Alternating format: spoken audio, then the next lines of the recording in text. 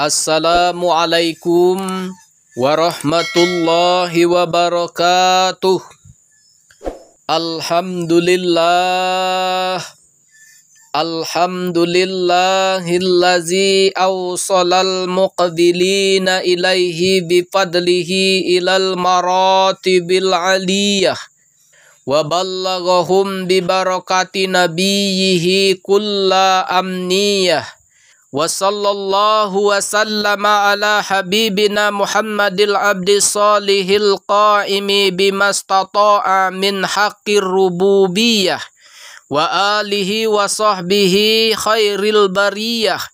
Ashhadu an la ilaha illallah wahdahu la syarikalah wa ashhadu anna sayyidana wa maulana Muhammadan sallallahu alaihi wasallam sahibul akhlaqis saniyah. Allahumma salli wa sallim wa barik ala sayyidina wa nabiyana Muhammadin wa ala alihi wa ashabihi wa man tabi'ahum bi ila yaumiddin. Allazi la nabiyya ba'dah amma ba'du. Faya ibadallah, usini nafsi wa iyyakum bitaqwallah faqad fazal muttaqun. Qala Allah Ta'ala fi kitabihil karim. Bismillahirrahmanirrahim. Wa ma arsalnaka illa rahmatan lil alamin. Segala puji bagi Allah yang telah memberkahi kami dengan iman dan keyakinan.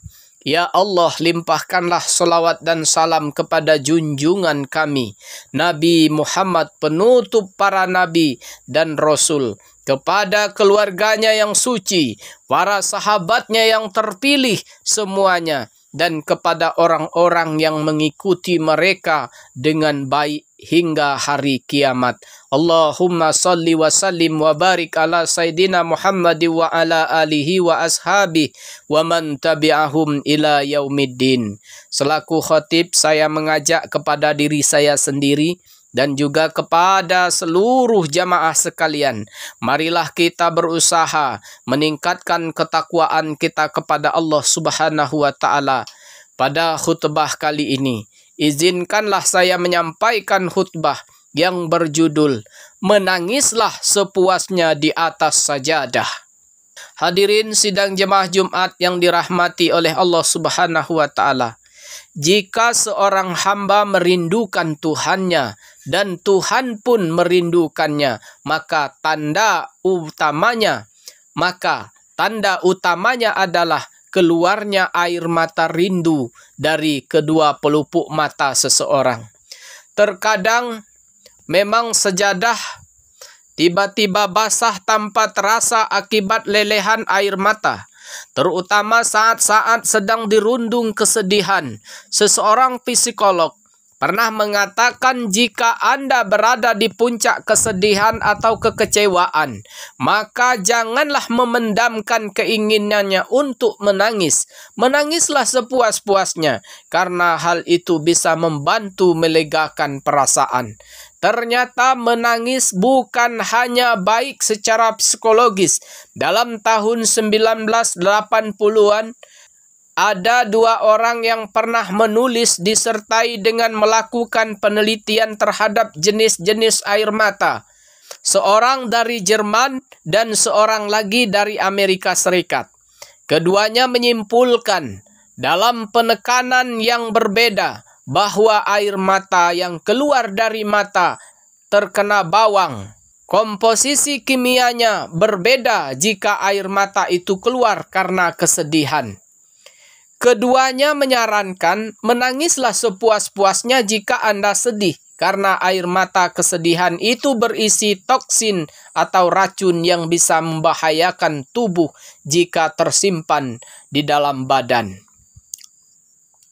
Lain halnya dalam perspektif tasawuf, ada 3 jenis air mata yang sangat mahal nilainya dan pemiliknya diharamkan masuk neraka sebagaimana disebutkan dalam hadis, yaitu air mata kerinduan terhadap Tuhan, air mata taubat, dan air mata protes terhadap kebatilan.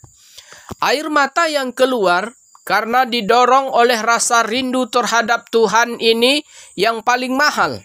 Seseorang tidak tahu sebabnya kenapa tiba-tiba mengucurkan air mata kerinduan itu.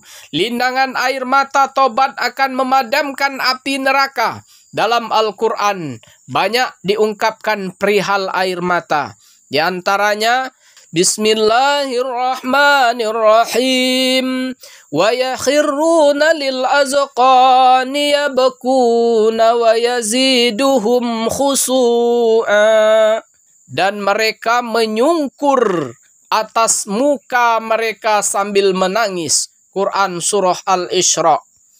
Kebatilan yang terjadi di sekitar kita dan tidak mampu kita mencegahnya secara fisik karena kemampuan kita tidak ada.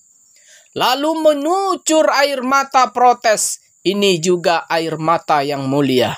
Jemaah Jumat yang dirahmati oleh Allah Subhanahu wa Ta'ala. Nabi juga pernah mengapresiasi nilai air mata bagi seseorang dengan mengatakan, ada 3 pasang mata yang diharamkan masuk neraka, yaitu mata yang menangis karena takut kepada Allah, mata yang tidak tidur semalaman dalam perjuangan fi sabilillah, dan mata yang dipejamkan dari sesuatu yang diharamkan Allah, atau mata yang dicungkil dalam perjuangan fi sabilillah. Dalam suatu riwayat ditambahkan, air mata taubat memadamkan api neraka, dan air mata kerinduan kepada Tuhan melicinkan ke surga. Hadis lain, wahai sekalian manusia, menangislah, sebab jika tidak menangis maka kalian akan ditangisi. Sesungguhnya penghuni neraka menangis hingga air mata mereka mengalir di wajahnya seperti mengalirnya air sungai. Disebutkan bahwa Nabi Nuh alaihi salam dinamakan Nuh sebab ia banyak menangis di dunia atas dirinya.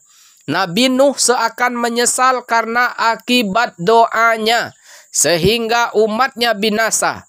Itulah yang membuatnya ia takut menghadap Tuhan di padang mahsyar.